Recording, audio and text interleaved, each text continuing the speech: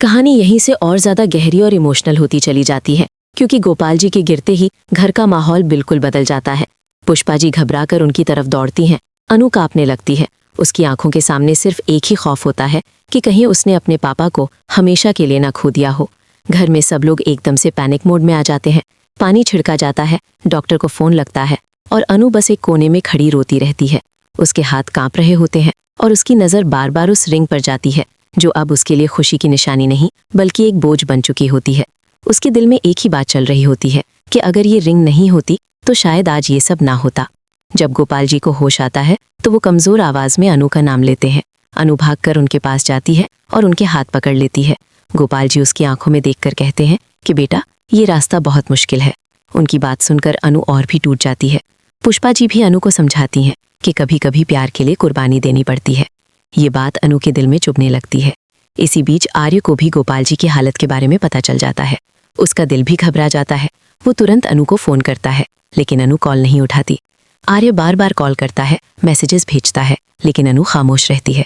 उसके लिए अब हर रिंग, हर मैसेज सिर्फ एक याद बन चुका होता है, जो उसे और दर्द देता है। अनु अपने कमरे में अकेली बैठी होती है और रिंग को हाथ में लेकर देखती रहती है। उसकी आंखों से आंसू गिरते रहते हैं। वो यादों में खो जाती है, जहां आर्य के साथ बिताए हर पल उसके सामने आ जाते हैं।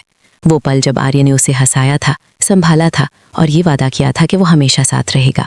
लेकिन अब उसे लगता है कि शायद ये प्यार सबके लिए दर्द का सबब बन रहा है। इसी सोच के साथ अनु एक कठोर फैसला लेती है। वो तय कर लेती है कि वो ये रिंग आर्य को वापस कर देगी। वो सोचती है कि शायद इसी में सबकी भलाई है। अगले दिन अनु आर्य से मिलने का फैसला करती है। जब आर्य उससे मिलता है तो वो अनु के चेहरे पर वो पहले वाली चमक नहीं देखता। अनु बिल्कुल बदली हुई होती है। आर्य खुशी खुशी बात शुरू करता है, फ्यूचर के प्लान्स बताता है, शादी के सपने सजाता है, लेकिन अनु चुप रहती है। आखिरकार वो अपना हाथ आगे बढ़ाती है और रिंग आर्य के हाथ पर रख देती है। आर्य के लिए ये पल किसी बिजली के गिरने से कम नहीं होता। वो समझ ही नहीं पाता कि अनु क्या कहना चाह रही है। अनु भारी आवाज़ में कहती है कि वो अपने पापा की हालत के साथ कोई रिस्क नहीं ले सकती। उसके लिए फैमिली सबसे ऊपर है। आर्य गुस्से और दर्द के बीच झूल जाता है। वो अनु से पूछता है कि क्या उनका प्यार इतना कमज़ोर था कि एक ही झटके में टूट गया। अनु कुछ जवाब नहीं दे पाती, वो बस रोती रहती है। आर्य का दिल टूट चुका होता है, लेकिन वो अनु को ज़बरदस्ती नहीं रोकता। वो जानता है कि अनु किस हाल से गुजर रही है। लेकिन इसी पल आर्य के दिमाग में एक और बात उभर कर आती है। उसे याद आता है वो लीक्ड वीडियो। उसे लगता है कि जब तक वो सच सामने नहीं आएगा तब तक ये सब रुकने वाला नहीं है। आर्य डिसाइड करता है कि अब वो चुप नहीं बैठेगा। वो पता लगाएगा कि वो वीडियो किसने भेजी, किसने ये साजिश रची, क्योंकि उसे लगता है कि जब तक वो इंसान सामने नहीं आएगा तब तक अनु और उसका प्यार हमेशा किसी न किसी मुसीबत में फंसा रहेगा। आर्य अपनी इन्वेस्टिगेशन शुरू करता है।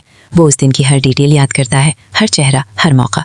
धीरे धीरे कुछ ऐसे क्लूज मिलने लगते हैं जो इस बात की तरफ इशारा करते हैं कि ये सब किसी अपने का ही काम हो सकता है, कोई ऐसा जो घर के अंदर की बातें जानता हो। ये सोचकर आर्य का दिल और भारी हो जाता है। कहानी अब सिर्फ प्यार की नहीं रही, ये भरोसे और धोखे की भी कहानी बन चुकी है। आने वाले पलों में सच सामने आने वाला है, लेकिन ये सच किसकी ज़िंदगी बर्बाद करेगा और किसकी ज़िंदगी बदल देगा, ये देखना अभी बाकी है।